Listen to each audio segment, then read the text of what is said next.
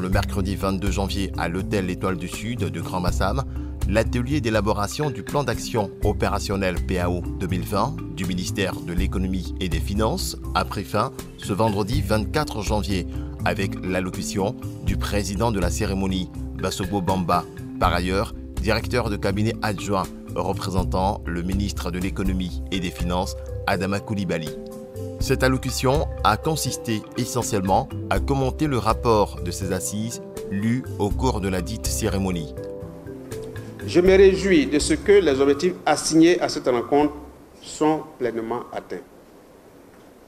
En effet, la revue finale du PAO effectuée en décembre 2019 a permis de relever que, sur un total de 118 actions prévues, 98 ont été réalisées, soit un taux d'exécution de 92,5%.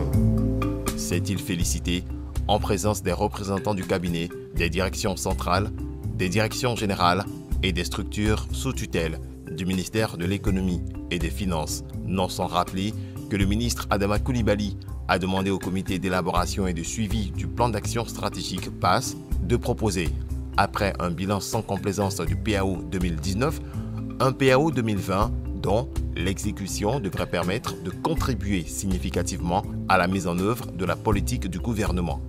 Par ailleurs, a poursuivi M. Bassogo Bamba, la revue a relevé quelques difficultés qui ont entravé la mise en œuvre du PAO 2019. Des recommandations subséquentes ont été faites. Il s'agit notamment de la nécessité d'une meilleure formulation des activités qui devront être réalistes, réalisables et facilement mesurables. A précisé le directeur de cabinet adjoint du ministre Adama Coulibaly. Il a également fait savoir qu'il a été relevé dans le dit rapport le besoin d'assurer le suivi physique des actions du PAO et d'envisager l'analyse de l'impact du PAS 2017-2020. En tenant compte des efforts à déployer pour faciliter la mise en œuvre des activités, le taux de 95% devra être fixé comme la cible à atteindre pour l'ensemble des parties prenantes au PAO 2020. Au total, que sur 109 actions proposées, 102 ont été retenues pour figurer dans le plan d'action opérationnel de notre département ministériel au titre de l'année 2020. Tout en notant avec satisfaction que ce nouveau PAO contient des actions qui visent notamment la poursuite et l'accélération de la mise en œuvre de la réforme du secteur financier, le renforcement de la coopération avec les partenaires techniques et financiers, la gestion optimisée des finances publiques, la mobilisation des ressources pour le financement de l'économie, notamment les dépenses prioritaires que constituent le programme social du gouvernement et les dépenses d'investissement, ainsi que l'accompagnement au secteur privé pour accroître sa participation dans le développement de notre pays. Il a relevé que le dit PAO contient également des actions en faveur de la poursuite de la modernisation de notre administration, du renforcement de la mise en œuvre de la politique genre du ministère, ainsi que de la consolidation des acquis des plans d'action opérationnels antérieurs. Le PAO 2020 devait permettre à notre ministère de contribuer de façon efficace à l'atteinte de l'ensemble de ses objectifs dans le cadre de la mise en œuvre de l'action gouvernementale.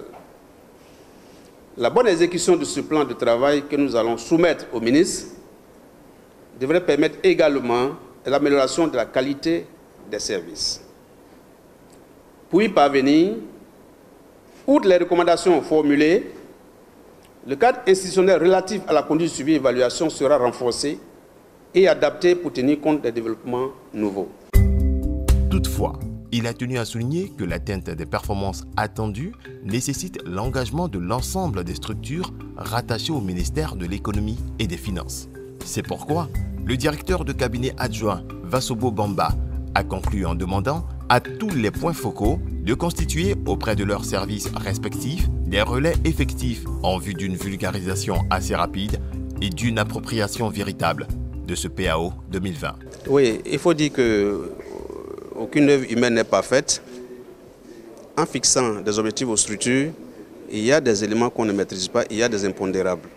Et donc le taux qui a été obtenu au titre du PAO 2019, il faut le dire, il est satisfaisant, mais il doit être amélioré. Voilà pourquoi nous avons fixé pour l'année 2020, pour le PAO donc 2020, une cible de 95%, qui, je pense, sont à leur portée, sont à la portée des structures et qui sont partie prenante du PAO.